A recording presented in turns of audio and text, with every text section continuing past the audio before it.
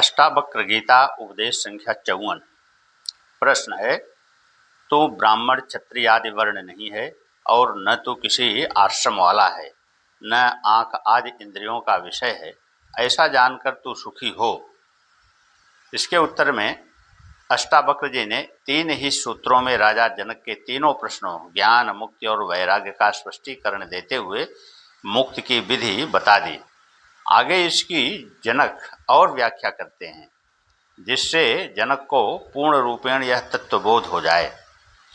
अष्टावक्र जी कहते हैं, तू शरीर नहीं है, आत्मा है, जो चैतन्य है, साक्षी है।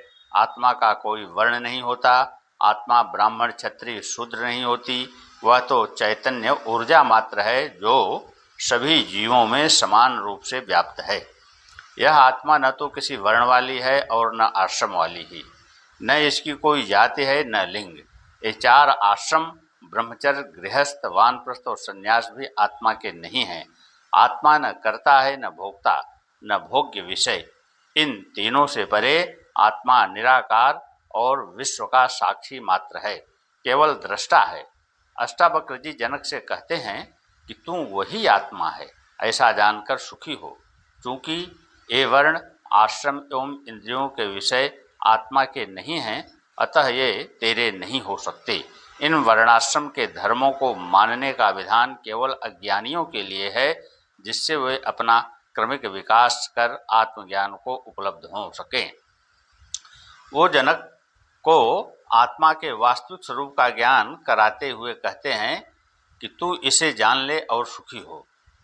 इसमें देर होती ही नहीं। कुछ धर्म कहते हैं कि यह कलयुग है, यह पंचम काल है, इसमें मुक्ति होगी ही नहीं। कुछ कहते हैं आज से प्रयत्न करना आरंभ करो तो 7 जन्म बाद मुक्ति मिलेगी। कुछ कहते हैं अंतिम तीर्थंकर पैगंबर अवतार हो चुके, अब कोई होने वाला नहीं है। लेकिन अष्टावक्र जी बड़ी निर्भीकता से घोषणा करते हैं कि यह सब बकवास है। तू अपने को चैतन्य में स्थिर कर ले और अभी मुक्त हो जा। ऐसी घोषणा कोई भी महापुरुष, अवतार या गुरु नहीं कर पाए। बड़ी अद्भुत घोषणा है अध्यात्म जगत की। दिया जलते ही उसके प्रकाश जैसे एक क्षण में अंधेरा गायब हो जाता है, उसी प्रकार आत्मज्ञान के प्रकाश में अज्ञान रूपी अंधकार एक क्षण में विलीन हो जाता है, सारी भ्रांति मिट जाती है। हे विभो, धर्म और अधर्म, सुख और दुख मन के हैं, तेरे लिए नहीं है। तू न करता है न भोगता, तू तो सदा मुक्त ही है। यह आत्मा चैतन्य है, मुक्त है, सर्वत्र है, व्यापक है। यह बंधन रहित है, शरीर सीमित है, मन बुद्धि सीमित है। आत्मा किसी एक शरीर या मन में बंधी नहीं है। यह सारी भिन्नता शरीरगत है, मानसिक है, आत्मगत कोई भिन्नता नहीं है। इसलिए अष्टावक्र जी राजा जनक को विभा, व्यापक शब्द से संबोधित करते हुए कहते हैं कि तू शरीर नहीं है, व्यापक आत्मा है, इसलिए तू सदा मुक्त ही है। यह मुक्ति तेरा स्वभाव है, इसे पाना नहीं है, यह उपलब्ध है ही, केवल जाग कर देखना मात्र है। केवल ग्राहक होकर कोई ठीक से सुन मात्र ले तो घटना घट जाती है। उसी क्षण जन्म जन्मों की विस्मृति टूट जाएगी, स्मरण लौट आएगा। खोजने में भटकन है, खोजने पर परमात्मा नहीं मिलता। खोजो को छोड़कर संसार के प्रति उदासीन वैराग्यवान होकर विश्राम में स्थित हो जाना ही पा लेने का मार्ग है। आत्मा व्यापक है, सब से एक ही है, किंतु शरीर की भिन्नता के कारण अज्ञानी को आत्मा की भी भिन्नता का भ्रम हो जाता है।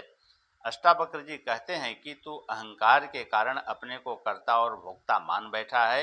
यह अहंकार भी तेरी भ्रांति है। तू चैतन्य आत्मा है जो न करता है न भोक्ता। अपने को कर्ता और भोक्ता मानने के कारण ही तू सुख दुख का अनुभव कर रहा है। तू धर्म और अधर्म की बातें करता है, वास्तव में यह धर्म और अधर्म, सुख और दुख मन के ही हैं। अहंकार वश ही अपने को आत्मा से भिन्न अनुभव कर रहा है। उसे छोड़ दे तो तू आत्मवत सदा मुक्त ही है।